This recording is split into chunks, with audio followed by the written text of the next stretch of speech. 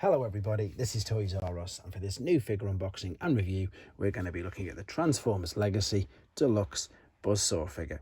So, what we're going to do with this video, we're going to unbox him live in a second, have a look at the entire contents of the packaging. We're then going to have a detailed look at him in both of his modes to help you decide how you want to display him.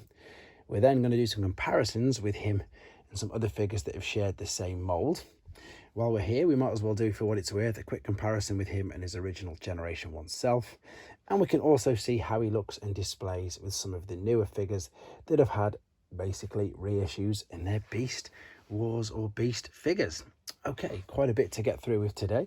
So before we get started, I'd like to remind anybody who's not subscribed to this channel, if they'd like to hit that subscribe button for me now, please, because it really will help this channel out.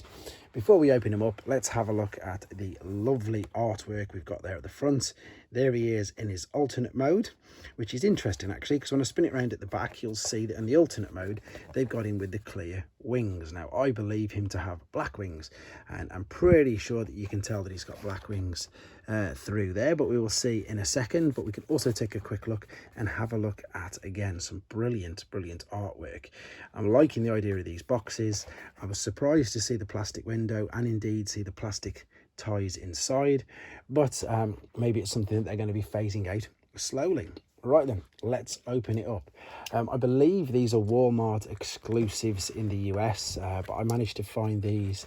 I say these, I've got this Sandstorm and Night Prowler. These were found in a local Smith's toy shop in the UK, so I think that's where we can get ours from.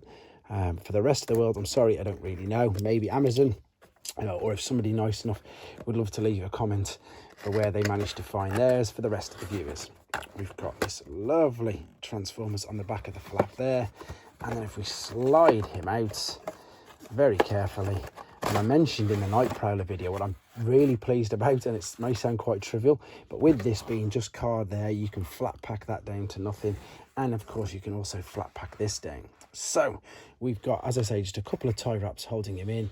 We've got some folded up and contorted instructions as well. So what we'll do, I'm going to set him free from there. We'll come back with you and do some first impressions. Right then, so let's do some quick first impressions. What I've done is I've just set him free from the backing card. So what I've had to do is just fold these bits around on his feet so he'll stand. And there was also like a rubber band holding all the midsection together. But I think he looks great, to be honest, exactly as we thought. He has got the black wings, not the translucent ones, which are in the, obviously, artwork on the box. I think this black colour scheme with this just works better, in honesty, than the Waspinator. I think it looks really good. Hopefully the camera's going to do this some justice there. You've got this beautiful detail on this translucent green plastic there. There is the new head sculpt. Again, there's some light pipe in there for the eyes. You can see going through at the back. Yeah, I'm liking the look of this one, to be honest. As I said, I think he does look better than the original owner of the mould, Waspinator. Right, let's have a quick look at him in his alternate mode then. Okay, here we are in his alternate mode, looking lovely, brilliant version of a yellow jacket, but more so, I suppose, from the overhead version.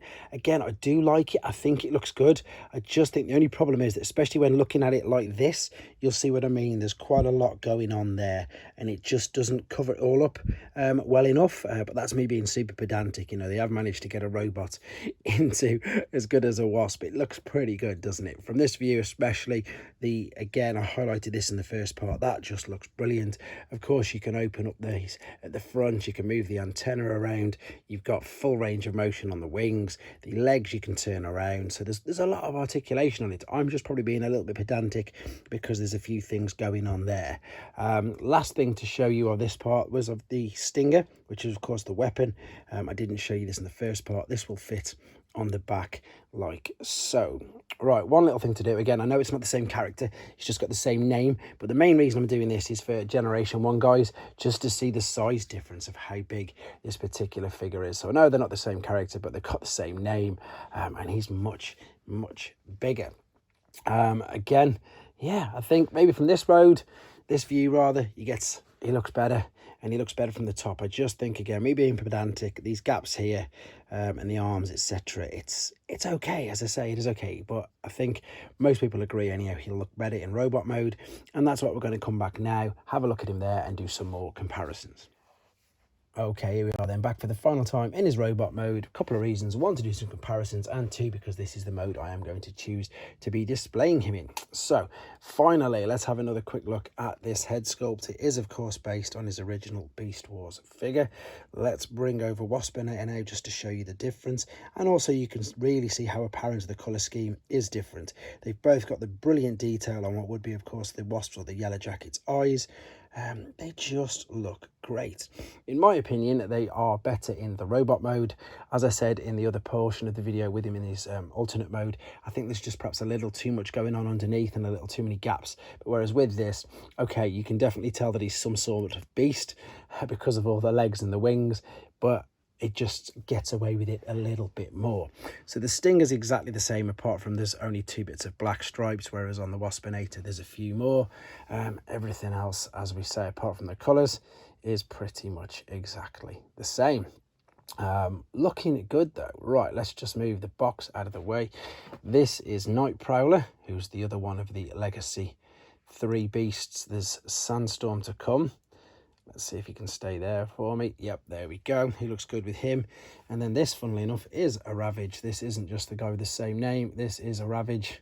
Again, just a new edition of these beast figures that we are getting to see so more of. And again, I think it's a great thing that they're doing that. It's good to have other figures reissued instead of G1 all the time. And especially for myself, who, you know, openly admits that I'm learning about all of these figures myself. So I hope you enjoyed looking at it. I hope it helps with your decision if you wanted to get one for yourself.